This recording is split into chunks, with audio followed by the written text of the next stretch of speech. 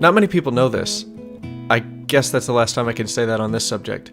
But airplanes have always been a cornerstone of my identity. See, here's a picture of me as a kid. Here's a picture of the first airplane that I built and flew in my yard. And then here's a picture of my bedroom after I'd started building RC airplanes to fly in the lot next to our house. And if you try really hard, I bet you could find some terribly cringy videos of me in my yard flying RC airplanes in high school. So when a friend of mine reached out and wanted me to build a gift box for his flight instructor, it really struck a chord.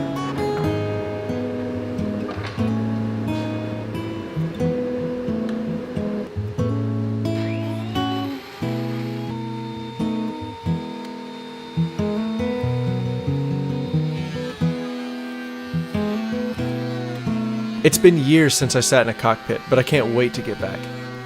The past couple of years, I've been distracting myself with other things in the name of maturity, more realistic goals, saving money, or some other adult-sounding thing. But I'm not going to let those things deter me anymore. Life isn't a dress rehearsal, it's a live show. There's no do-overs, no what-ifs, no repeats. I need to be back in the air where I belong. That's how, at least best I can figure, I'm going to be motivated enough to work hard at my other goals.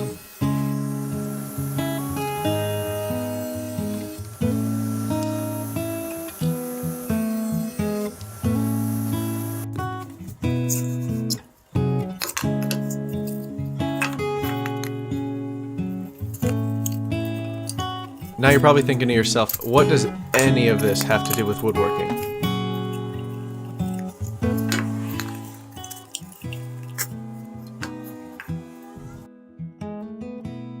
Hopefully, one day soon, this venture will bring in a lot of money and employ hundreds of people. We could put food on their tables, tables in their homes, and funnel the excess profits in cash towards helping others. And I can be in the air again. I don't want to buy a huge house, I don't want everyone to know my name, I don't want tons of exotic cars or a bunch of other crap. I just want to find a way to help other people while scratching the itch on my soul to be in the sky. So, we're leaving our jobs and moving to the south. I know we've talked about it quite a bit, but here's the real story. On our current career paths, there's no feasible way to chase the priorities I just outlined or stick to our life mission of helping the most number of people possible. It's time for a risk. For a lot of reasons. Mostly because we're young enough to rebound if we fail. Because those who we want to help are worth it. Because our future employees and their families are worth it. And honestly, because our sanity depends on it. We can't be employees anymore. At least not in the traditional sense. We just can't breathe.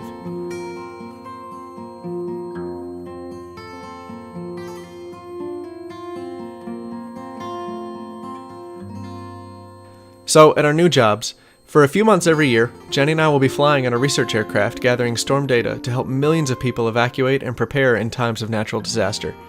But more on that someday soon.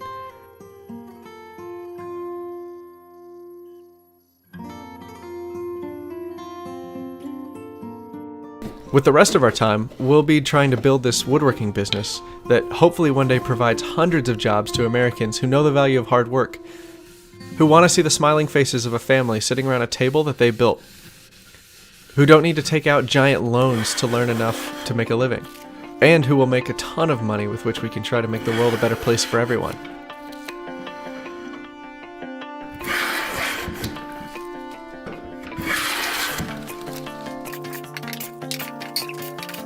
We're so grateful for our experiences here in the Great White North and at our first job. It's been an amazing testing grounds to prepare us to do this at scale. The people have been great too, but it's time for us to go. And projects like this have come along the way to remind us that with the right priorities and plenty of discipline and lots of hard work, we can have our cake and eat it too. Or whiskey. Or I guess airplane if you're thinking big picture. But you get the point. So, that's our story. That's our next chapter of life. I know we've talked about it quite a bit, but that's what's going on with us. That's why we're moving. That's why we're trying to learn sales, is because everything that we want to do in life becomes unlocked by this woodworking business succeeding. I appreciate all of you for coming along for the ride and hitting that subscribe button. If you're new and this is the first time you're watching a video of ours, sorry, you kind of caught us in our feelings, but this is where we're at in life right now. And if this sounds exciting or intriguing, we hope that you'll hit that subscribe button and join us. Alright, so the price breakdown on this whiskey gift box, right up front, we did not charge enough on this project. Originally, I wasn't going to do finger joints on the corners, I was just going to do butt joints with nails and glue. Then I just decided, you know what, hey, we're going to get this box joint jig eventually, like this is as good a project as any. At this point, we had stopped taking more orders, so our free time was more plentiful. And I'm doing a lot of rationalization, but the bottom line is we didn't charge enough. So if you use our normal pricing structure, for materials it was about 3 board feet of walnut, which is about $24 in my area, and then miscellaneous glue and stuff like that, $5. When you counter in the labor, at $30 an hour, this box took 6 hours to put together, which is ridiculous. I counted time of assembling the box joint jig and getting it all set up and dialed in. So now that it's set, I don't think it'll take near 6 hours. This box is probably a 2 or 3 hour job now if I were to do it again. So the total quote should have been $24 plus $5 miscellaneous expenses for materials, and then $90. So what are we looking at there? So we're looking at a total of $119 just for labor and materials. Multiply that times 1.4 to get our 40% markup, and we're looking at $166. Yeah, probably would have shot for $175. Probably would have taken anything around $150 or over that. But in all honesty, we only charged $100. Back when I thought this box was just going to be a bunch of butt joints, I just thought that would have been a great price, and it would have been, but because we used the box joints and everything else, it really slowed us down. I still think we could have gotten this under 2 hours if I wasn't doing the box joints, especially if I already had some walnut that was milled up. I didn't realize how dull my planer blades were after the big rolling sliding barn door that we had just done before this, so I could have saved time on milling, I could have saved time on the box joints if I already had the jig set up. So anyway, all those reasons aside, we lost money on this project, and that's okay. I learned from it. There's a lot of really good things that we learned. We optimized a few things with the box joint jig. We understood that, hey, we need to change our planer blades after we do a really big job with really hard plywood. We learned that. So even though we lost money, it's still a really good experience for us overall. And we would definitely take this job again, but we'd probably price it higher at like $150, $175, something like that. Yeah, that's pretty much the breakdown on this one. Let me know what you think. I thought it turned out really nice.